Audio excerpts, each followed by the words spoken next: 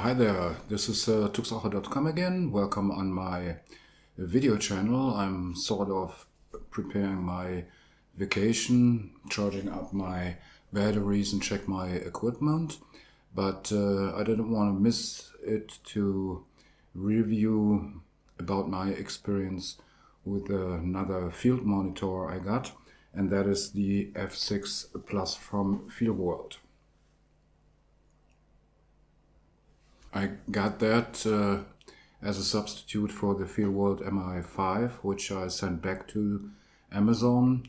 But on this site, it's necessary to correct a little bit myself.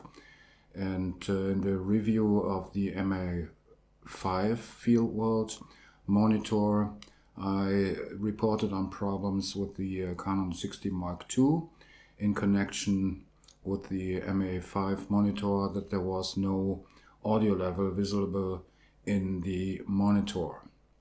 Okay, that wasn't the fault from Feelworld or the monitor or the cable that is wanted so or implemented in this way from Canon. If you take the manual, there you can read that outputting live view via HDMI, there is no audio transmitted. So maybe I did a little bit wrong on the Feelworld MA5, but all I can do is say sorry. So, but this is another monitor which is 5.5 inch, and so it's a little bit bigger in size than the Feelworld MA5.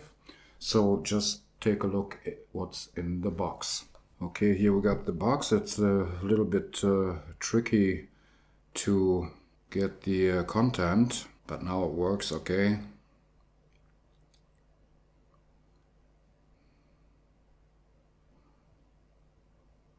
So first thing, you might get some papers like a warranty or something like that.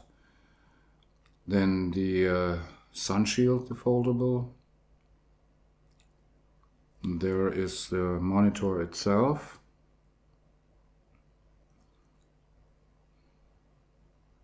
Here we got it without the foil. The monitor is a little bit thicker. On the top you don't got the function keys. You only got on off and a menu wheel, I call it.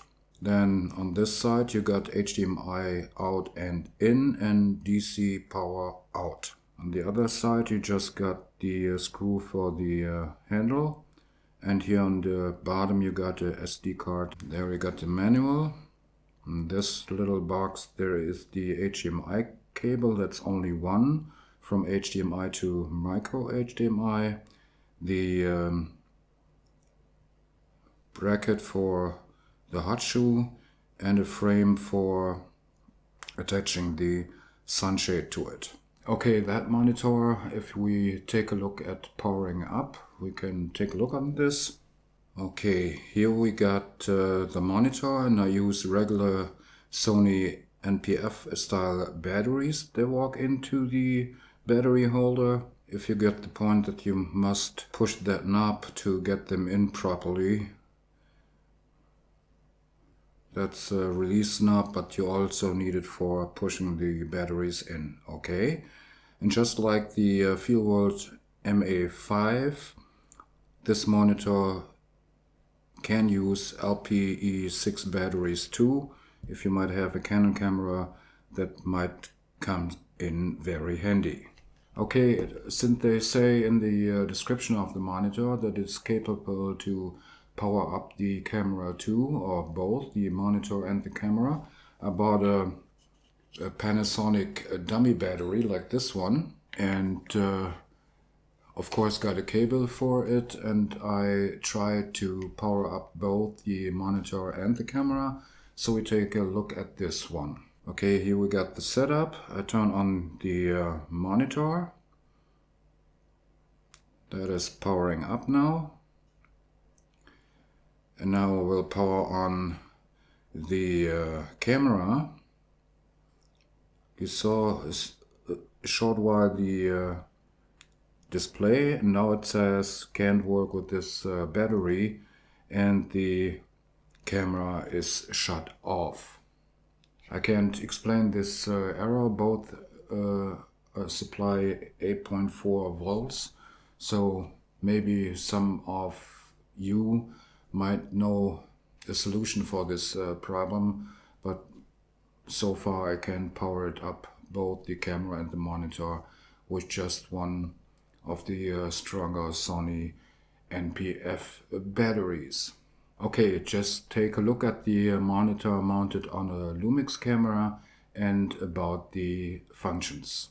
Okay, here we got the monitor mounted to a Lumix camera via HDMI. You see the display and the monitor itself. First of all, here on the on-off button, you can also, if you just push it slightly, you can switch off the touch handling, which might come in handy if you want to film and want to prevent that any touch on the screen will activate or deactivate a function you set before. What's very handy is the short push on the menu wheel, I call it, will activate a sort of short menu where you can set focus assist here on the red areas in the picture, or false color, histogram, and so on, so you don't have to walk through the menu for every setting. I'll switch to false color like this to control exposure. Turn this off. Now we double tap the screen and then you get into the touch menu. On the first you got almost the same as in the short menu, histogram, focus assist, and so on, which you don't really use if you use that menu wheel. On the second you have the safety and center marker. Here you got the aspect ratios, the anamorphic mode, and you can flip the menu. It doesn't flip it automatically if you turn the screen. And here you can zoom in for, let's say, if you have focus assist, or even if you make a detailed macro still photography to really judge if the area you want to is in focus. On the third one you have the color temperature settings, backlight settings, and of course brightness and contrast. And here, for example, let's take the brightness. We go into this one. Instead of tapping the touch menu, if you want to increase the brightness, there you take the menu wheel, which is pretty convenient at this point to change those settings in the menu. And here you got the main settings for the menu itself, if it should be transparent, the language, and the holding time of the menu. If you don't do anything to the monitor, it should, you saw this like here, after 15 seconds it should fade out. Another fun thing that they changed from the MA5, if you remember, if you want to tilt the monitor, you have to do that with both hands. Hold the monitor and unscrew this holder here. Now they changed the this setting. The monitor can now be tilted with one hand and stays in place there, I think about its own weight, and that's a fine improvement they did on Feelworld. Okay, as you could see, the handling of the monitor with the touch is very easy and very convenient, and not so a little bit annoying like with the MA5, and that you get displayed a sort of short menu when you press the menu wheel. That's great too. So most of the settings like false color, focus assist, or monochrome are accessible right away, and only if you want to change the base settings of the monitor you have to go in the menu. The monitor is, at my first experience, even bright enough for sunlight, especially with the sun shade mounted on it. Of course, that isn't true if the sun is shining right away on the display. That's like you probably know from a smartphone. Then you don't see that much, and you have to provide a shadow in another way so you can see what's going on the display. The monitor is really fair priced with 249 euros. And it's okay, it's 80 euros more than the MA5, but it's a little bit bigger in size. It's 5.5 inches, and of course the more convenient touch display does a lot for your workflow and handling the monitor. So that was my short review about the Feelworld F6 Plus.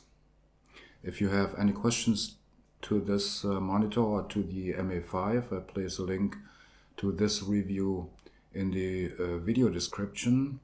Just place them in the comments or place them in the comments to the corresponding blog post, and I will try to answer them. Maybe some of the viewers have a solution for the external battery problem I couldn't solve. That would be great if someone could answer and just have a simple solution for that one. So if you found this video useful, please place a like on it, and if you want even more, just subscribe the channel. And that's all for today, so I have to say till the next time, ciao, tux oche.